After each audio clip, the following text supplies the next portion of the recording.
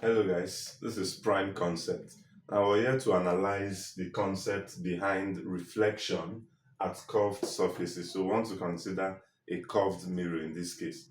In our previous video, we introduced optics. We explained the concept behind optics, how that optics is a branch of physics that studies light, its propagation, and then the behavior of light around matter. So we introduced and explained the concept of optics. In this video, we want to look at curved mirrors, analyze how curved mirrors are used to reflect the image for objects that are in front of them. So we're going to look at them. We're going to look at how images are formed on curved mirrors. We're going to consider the different types of curved mirrors that we have and then analyze every other thing pertaining curved mirrors. So do well to stick with me in this video till the end so that you can get the full concept around curved mirrors. Wherever you are, if you are watching from Nigeria, do well to follow up so that it can help you in your exams. If you are watching from the UK or from the US, do well to follow this till the end so that you can get full details around this concept. I'll be breaking it down. Thanks for watching. This is Prime Concept. Now let's go to the business for the day. Now we have curved mirrors. Curved mirrors are actually mirrors that are brought out from curved surfaces. So we can get curved mirrors from spherical surfaces. A sphere is a curved surface.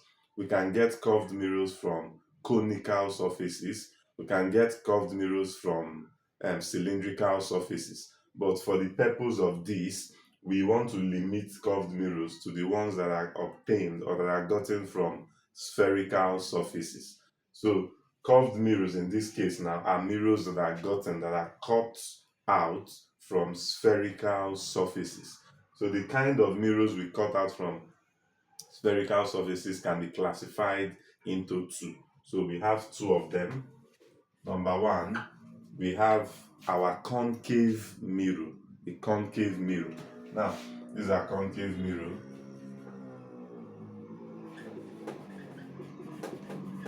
This is our concave mirror. Now, say we have a curved surface like this, a spherical surface like this, right? Now, if I decide to cut out one part of this mirror like this, so I decide to cut out this part of this mirror, then this would form my concave mirror. So I want to remove this part now. So you can see that this curved mirror is actually brought out from a spherical surface. So what is a concave mirror? A concave mirror is a mirror in which the internal part, the part that protrudes inwards, is your reflecting surface, and the external part is the back of the mirror. So whenever we're considering the idea of mirror, we always shade the back of the mirror. So whenever you see shaded lines, it simply represents the back of the mirror, while this side represents the front or the reflecting surface of the mirror. So this is our concave mirror. Our concave mirror is a mirror where the internal part is your reflecting surface, and the exterior, the part that bulges out, is the back of the mirror, right? So this is it. Now, concave mirror can still be drawn in this form. You can still decide to draw like this and shade this part. So this is still a concave mirror. See, these are concave. These are concave mirror. And number two type of mirror, curved mirror we have, is our convex mirror. Convex mirror. And what is our convex mirror? Our convex mirror is a mirror in which the bulging part is your reflecting surface and the interior is shaded. The part of the mirror that bulges out is your reflecting surface, and the internal part is the back of your mirror. So this is what we mean by that. So if I have something like this, so this part that protrudes outwards is our reflecting surface, and this side, the side inward, is the back of the mirror. So this is the back of our mirror. So these are reflecting. So what it means is that if you want to view yourself on this mirror, you stand in front of this mirror, you stand here and you see yourself. So this can still be drawn in this form. Can still draw this way. So this is still our convex mirror, right? So these are convex mirror, while this is our what? Our concave mirror. So I believe this concept is very clear. So these are the two type of curved mirrors we'll be considering in this video. So let's proceed. The next thing we want to understand are the terminologies, the terms that are associated with mirror. So when you understand the terms associated, then you can really understand when we start analyzing the mirrors properly. So the terms associated with mirror.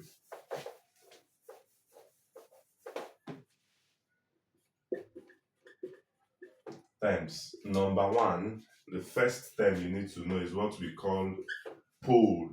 The pole of a mirror. The pole of a mirror is the actual center of that mirror.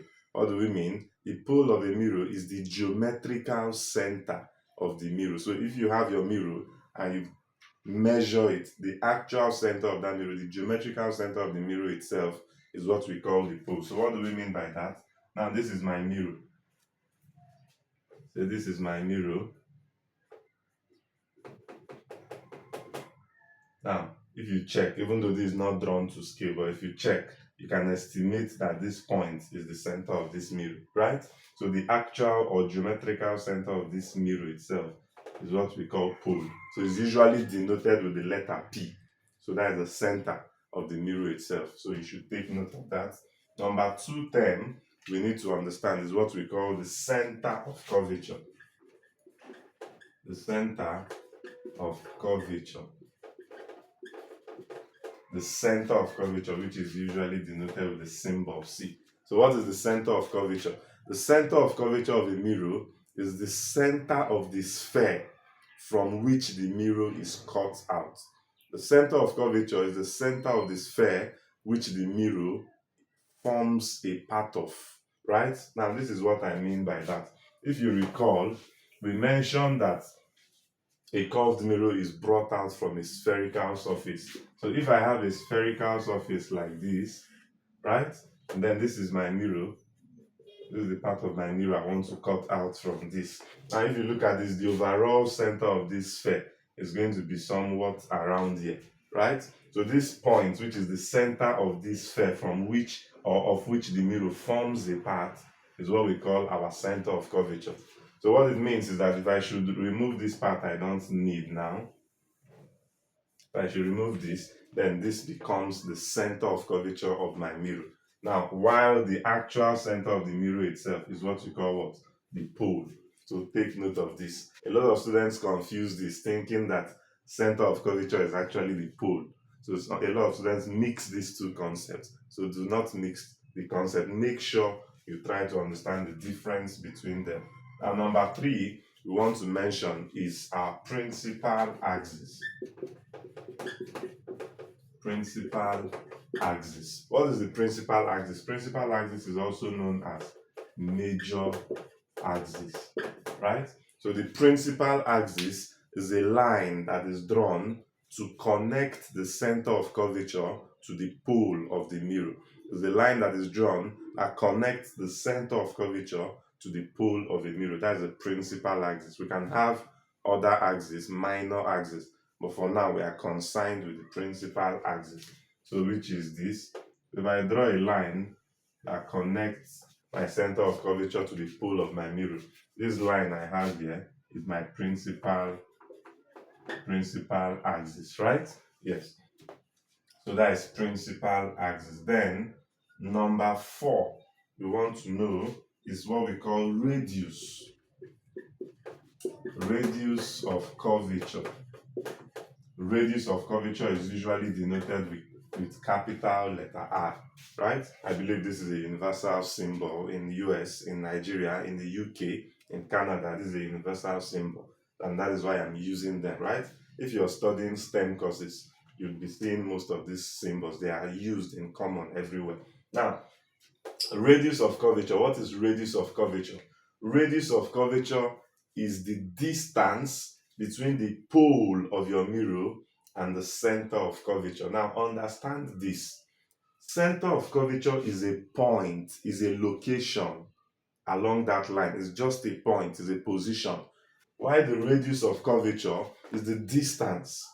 So radius of curvature measures the distance from the pole to the center of curvature. So this distance from pole to center of curvature is what you call radius of curvature. So don't mix radius of curvature for center of curvature. Now number 5 is what we call focal point. Focal point, or you can still say principal focus.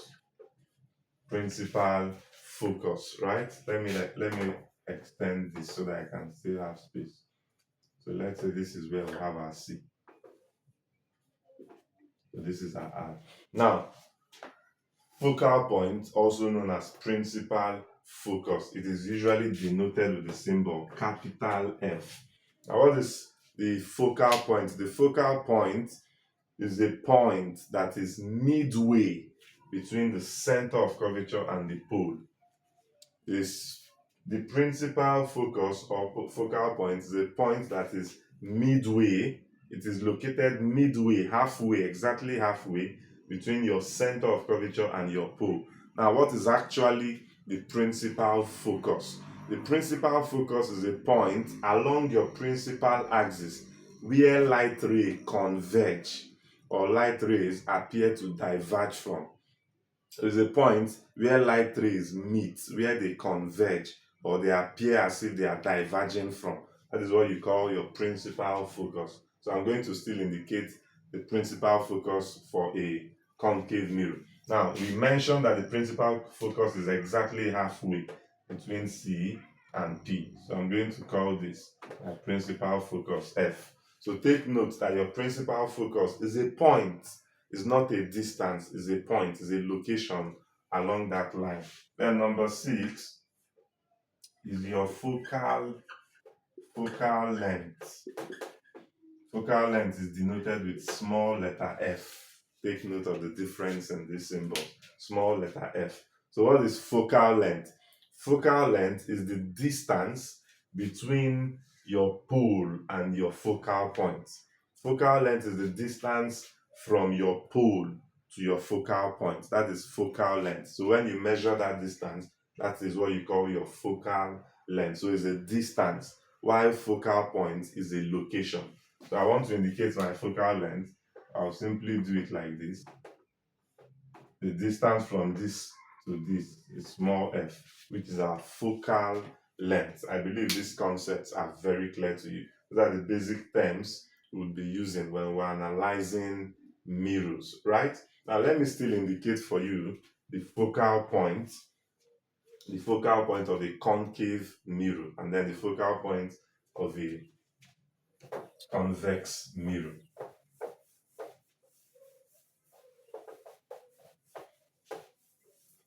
So if I have a concave mirror,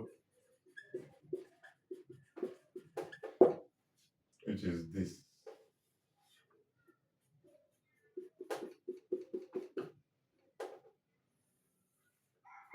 this is my pole P, this is F, my focal point, this C, my center of curvature. Now if even though we are going to look at the rules later, if I draw parallel lines like this, I have a parallel line like this, when it hits my mirror, it will bounce back to this point, right? To reflect and land at this point. If I have another parallel line here, hits my mirror, it will come back. I have a parallel line here, it hits my mirror, it will come back. I have another parallel line here, when it hits my mirror, to reflect back. So for a concave mirror, this central point where the light rays would always converge, you can see them when they hit the mirror, they converge at a point. So the point where light rays converge along your principal axis. That point is what you call your focal point. So the point where light rays meet or converge on a concave mirror. So one of the things you should know, since the focus of a concave mirror is located in front of the mirror, the first thing you should note here is that the focal point of a concave mirror is real. Why is it real? Because this is formed in front of the mirror where you can actually see it, right? So the focal point of a concave mirror is real. Now let's look at the focal point of a convex mirror and consider if it is real or virtual. So this is our convex mirror, like this.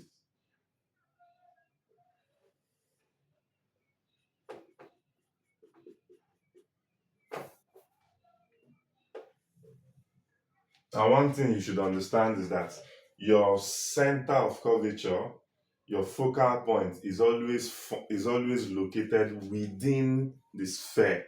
Within the sphere. So if I should complete this sphere, you would find that my C and my F are within that sphere. So I can't place my focal point here. Of course, you know the reason why, because this is outside the sphere. If you are to complete this sphere, you will draw in this form, right?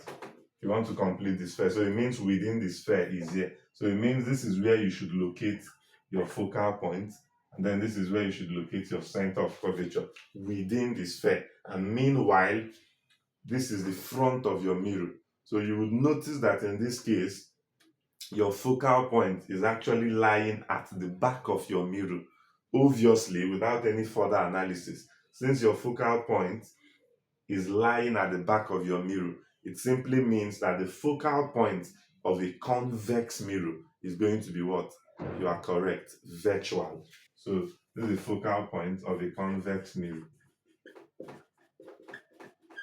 Right? Now, if I incident parallel rays like this, so this is a parallel ray, when it hits my mirror, it would, of course, bounce back, but it will appear as if it is bouncing back from this point, your focal point. You can see it bouncing back, but it appears as if it was coming from here, bouncing back. If I incident another parallel ray like this, it will bounce back, but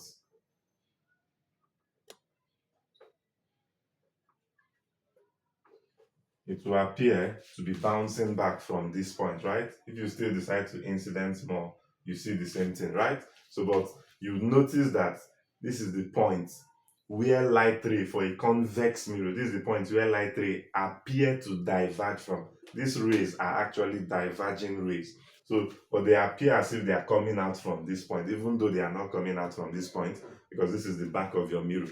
They are just reflecting from your mirror.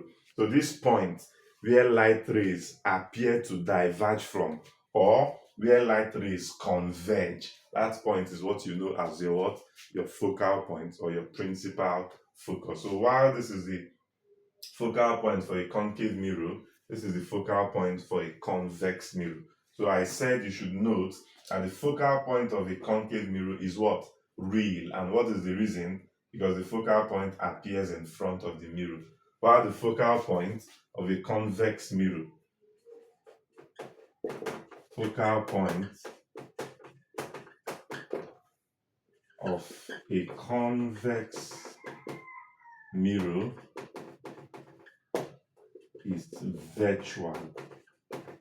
Virtual. Why? Because it appears at the back of your mirror. So take note of these two powerful concepts. They are very important. Now, we want to proceed. Since we have analyzed the terms, we've mentioned terms that you'll be seeing often as we proceed in this. We've mentioned the pole, the center of curvature, the principal axis, the radius of curvature, the focal point, the focal line. There are so many other terms, but these are the common ones we'll be meeting. So the next thing we want to analyze,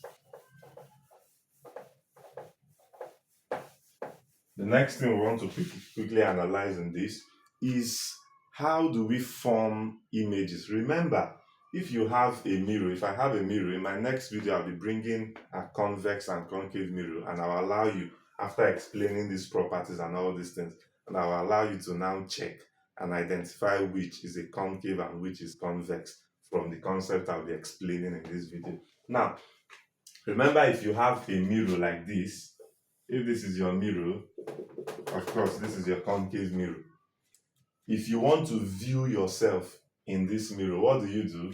You stand here in front of this mirror, right? This is where you stand. You want to view yourself.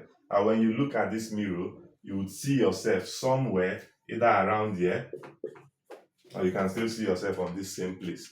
But this is you standing in front of the mirror. So the person that stands in front of the mirror, or that thing that is placed in front of the mirror so that you can check, that thing is what we call object. So the object is that quantity that stands in front of the mirror to be viewed. Now, then what is formed of that object is what you refer to as what? Image.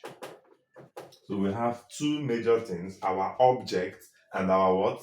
Image. Now, if you watch, I've mentioned in my previous video when I was explaining plane mirrors. Now, since this is your mirror and this is the object, if I measure the distance from this young man, this object, to this mirror, to the center of my mirror, this distance, because it is from my object to the center of my mirror, this distance is what we call what? Object distance. We call it object distance. So what is object distance? The distance from our object to the center of the mirror. And the object distance is usually denoted with the symbol U. So take note of that. Now, if I measure the distance from my image to the center of my mirror, because it is the distance from my image to the center of the mirror, that distance is called what? Image distance, right? And image distance is denoted by the symbol what? V. So take note of the difference in these symbols, because we'll be meeting them consistently from this point. So image distance is denoted with the symbol V. Object distance denoted by the symbol U. So take note of these two symbols. Now, we want to consider, if you place an object in front of a mirror, definitely an image for that object will be formed. An image of the object will be formed. When you stand in front of a mirror, you would see yourself in that mirror. What you're seeing in that mirror is your image, while you are the object, right? Now, how do we locate the different positions of the image? Because depending on where you are standing, if you stand at a certain distance from your mirror, your image will be formed at a distance different from if you move closer to the mirror. So depending on your position as an object, your image position would also what? Vary. So how do we know the particular position where an image will be formed when you place an object at a certain position? So before we see how to do that, we want to look at the rules that guides in image location. So rules in image location. So if you don't know the rules and you're trying to draw it, you would only be guessing or manipulating. So when you understand these rules, locating images on a concave or convex mirror becomes very simple. So we have 4 rules, but whenever we want to locate, we can use a minimum of 2 rules to do that, but we need to know the 4 rules. So number 1 rule for the location of images on a mirror is that when rays enter the mirror parallel to the principal axis, they would reflect through the focal point. When rays enter your mirror parallel to the principal axis, or when ray hits your mirror parallel to the principal axis, they would reflect through the focal point. So rays parallel to the principal axis will reflect through the focal point. So this this is a rule, so it means it doesn't follow through any other point except the focal point. So it's a rule that you must take note of, right? Yes. Now let me use a diagram to illustrate this rule. So this is what the rule is saying. So this is my principal axis, this is my pole, this is my focal point, this is my center of curvature. So what this rule is saying is that if I incident a ray as parallel to this, I'm drawing with free hand, so pardon me. So if this is a ray, you can see that this ray is parallel to your principal axis. What the rule is saying is that when this ray hits your mirror, take note that before any ray would reflect, it must hit the mirror. Don't stop halfway and begin to reflect it. It must hit your mirror and then bounce back. Because one of the functions or one of the things mirrors do to objects or to rays is that they reflect. Mirror is a reflecting surface, which is different from lenses. While mirrors reflect, lenses refract. So take note of these two things. Mirrors are reflecting surfaces, lenses are refracting surfaces. So if it must reflect, it must hit your mirror. So when it hits your mirror, it will pass through your what? Focal point when it is reflecting. So it will reflect like this. So this is what this rule is saying. So anytime you have a ray that is parallel to your principal axis, when it is reflecting back, to pass through this point, not any other free point. Now, the second rule, I'll draw this.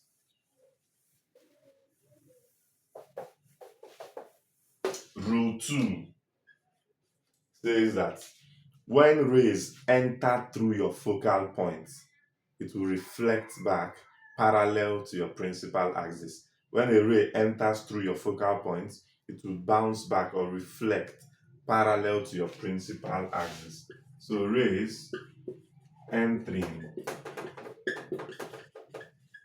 through the focal point will reflect parallel to the principal axis. So I'm trying to put down so that you can really get what I'm saying. If you're not hearing very well, you can really get what I'm saying. So I want to analyze this using a diagram. So this is my pole, this is my focal point, this is my center of curvature, right? Now the rule is saying that if I have a ray entering and it is passing through this point, when it hits my mirror, how will it come out? In a way that is parallel. So this is what I mean. So if we have a ray entering, even though this is not very straight, let me redraw it.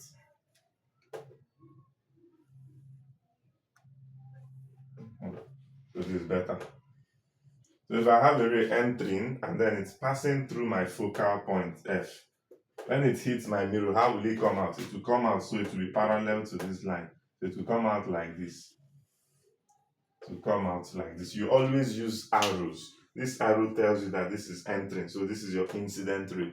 While this arrow tells you that this is coming out, this is your what? Reflected ray. So we use arrows to indicate their directions. So this is what rule 2 is saying. I believe this is clear. Now let's go quickly to rule 3.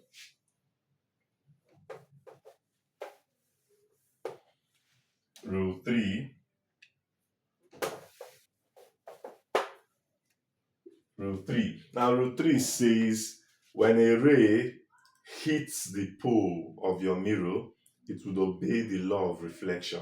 When a ray hits the pole of your mirror, it would obey the law of reflection. What does it say? When a ray hits the pole of your mirror, it will come out in a way such that the angle of incidence will be equal to the angle of reflection. That is what the rule is saying. So when a ray hits the pole of the mirror,